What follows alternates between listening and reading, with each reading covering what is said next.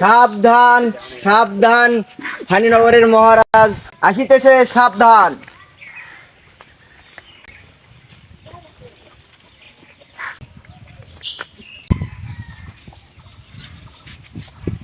খামোশ মন্ত্রী, তোর এত বড় আসপর্দা, তুমি আমার সিংহাসনে বসেছো।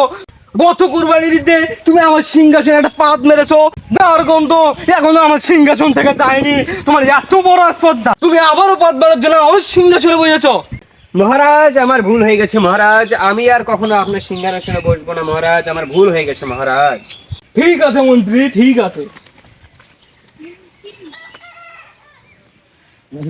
যে রাজা তার আবার সিংহাসন।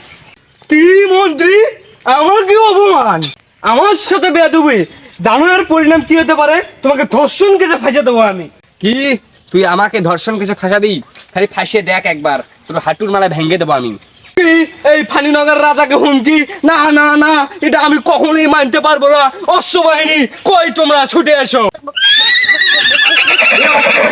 সাবধান।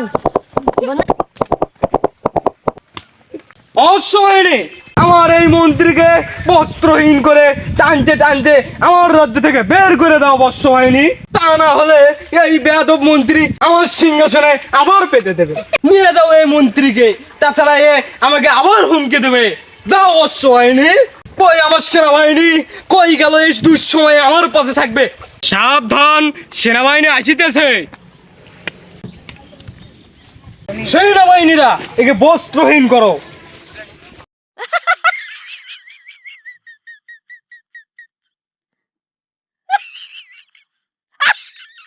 সেনাপতি, একে ঘোড়ার পিছে বেঁধে দাও। অশ্ববাহিনী, নিয়ে যাও এই বেয়াদব মন্ত্রীকে। হু হা হা হা হা হা।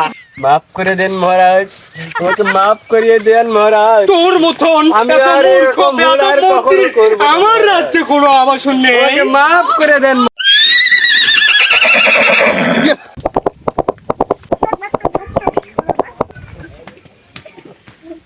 খাদ্যমন্ত্রী, আমার রাজ্যের কি অবস্থা? মহারাজ, রাজ্যের তো বেহাল দশা, রাজ্যের মানুষ দুবেলা খেতে পারছে না। কি ব্যাপার খাদ্যমন্ত্রী, তোমাকে আমি সেদিনকে 1 কেজি আটা দিয়েছিলাম, তুমি তা কি করে ফেলেছো? মহারাজ, সে আটাতে আমি তো বইয়ের সাথে চাপড়া ভেজে খেয়েছি। না না না না খাদ্যমন্ত্রী, আমার রাজ্যের খাদ্য তুমি তোমার একার নিজের পেটে চালান করে দিয়েছো, এর শাস্তি তোমাকে পেতেই হবে খাদ্যমন্ত্রী। প্রহরী হাজির হও। হাজির মহারাজ। প্রহরী, এই খাদ্যমন্ত্রীকে সেই অন্ধকার কাল কুটিরে আন্ডারগ্রাউন্ড, সেই অন্ধকার কারাগারে নিক্ষেপ করো একে। মহারাজ মহারাজ, আমাকে ক্ষমা করে দিন মহারাজ। না না না, তোর মতন এইরকম বেঈমানের কোনো ক্ষমা নেই আমার ফানিনগরে। নিয়ে যাও ওকে। কি ব্যাপার হলো, আমার রাজ্যে তো অন্ধকারের কালো ছায়া নেমে এসেছে, আমার রাজ্যে এখন সকলেই দুর্নীতি করছে। এই ব্যাপার থেকে এখন আমায় কে রক্ষা করবে? কে আমাকে একটু উপদেশ দেবে? কে কে কে উপদেশটা হাজির হও। আদেশ করুন মহারাজ। মহারাজ, আমাকে কি জন্য তলব করিয়েছেন?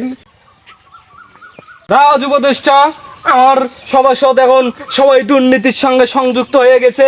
এখন আমি সবাইকে শাস্তি দিয়েছি। এখন আমার এই রাজ্যে কি করণীয়, আমাকে এখন কি করতে হবে? তুমি তো রাজ উপদেষ্টা, তুমি আমাকে একটা উপদেশ দাও। মহারাজ, আপনি একটু ক্ষান্ত হন, আপনি ঠান্ডা মাথায় আপনার রাজসভার সদস্যদের পুনরায় করে নিয়োগ দিন, দেখবেন তাহলে এই রাজ্যে কোনো দুর্নীতি, কোনো বৈষম্য, কোনো কিছুই থাকবে না মহারাজ। ঠিক আছে উপদেষ্টা, ঠিক আছে, আমি তাই করছি। তাই হোক মহারাজ, তাই হোক।